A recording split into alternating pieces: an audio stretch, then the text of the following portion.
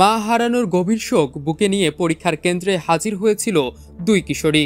বৃহস্পতিবার ৩ জুলাই টাঙ্গাইলের সখীপুরে এইচএসসি পরীক্ষায় অংশ নেয় সাইমা আক্তার ও লাবনী আক্তার, যাদের মা এক রাতেই পৃথিবী থেকে চিরবিদায় নেন। সাইমা আক্তার উপজেলার হাতিয়া গ্রামের মোহাম্মদ রায়হান মিয়ার মেয়ে ও হাতিয়া ডিগ্রি কলেজের মানবিক বিভাগের শিক্ষার্থী। তার মা শিল্পী আক্তার কিডনিজনিত রোগে ভুগে ২ জুলাই দিবাগত রাত ৩টার দিকে মারা যান। মা মারা যাওয়ার কেবল কয়েক ঘন্টা পর সাইমা পরীক্ষার জন্য হাজির হন সখীপুর সরকারি কলেজ কেন্দ্রে। অন্যদিকে কচুয়া পশ্চিমপাড়ার আব্দুল মান্নান মিয়ার মেয়ে লাবনী আক্তার পড়ছেন Sunstar institute of technical and BM কলেজে। তার মা শফিরন বেগম মারা যান একই দিন রাত 9:30টায়।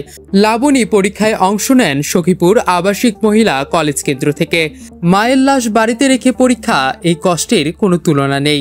পরিবার ও স্থানীয় সূত্রে জানা যায় দুজনেই ভেঙে পড়েছিল, কিন্তু স্বজনদের সাহস ও পরামর্শে পরীক্ষা দিতে রাজি হয়। তাদের মধ্যে একজনের পরিবারের ভাষ্য, মায়ের লাশ দেখে পরীক্ষা দিতে গিয়েছে, এমন সাহস হয়তো সবাই করতে পারে না। হাতিয়া ডিগ্রি কলেজের অধ্যক্ষ রইস উদ্দিন বলেন, সাইমা মেধাবী শিক্ষার্থী, আজকের দিনটা তার জীবনে বেদনাদায়ক এক অধ্যায় হয়ে থাকবে। তবুও সে পরীক্ষায় অংশ নিয়েছে, এটাই তার মানসিক দৃঢ়তা।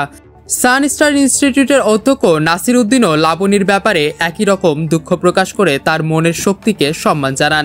সামাজিক যোগাযোগ মাধ্যমে ইতোমধ্যেই তাদের এই সিদ্ধান্ত ছড়িয়ে পড়েছে।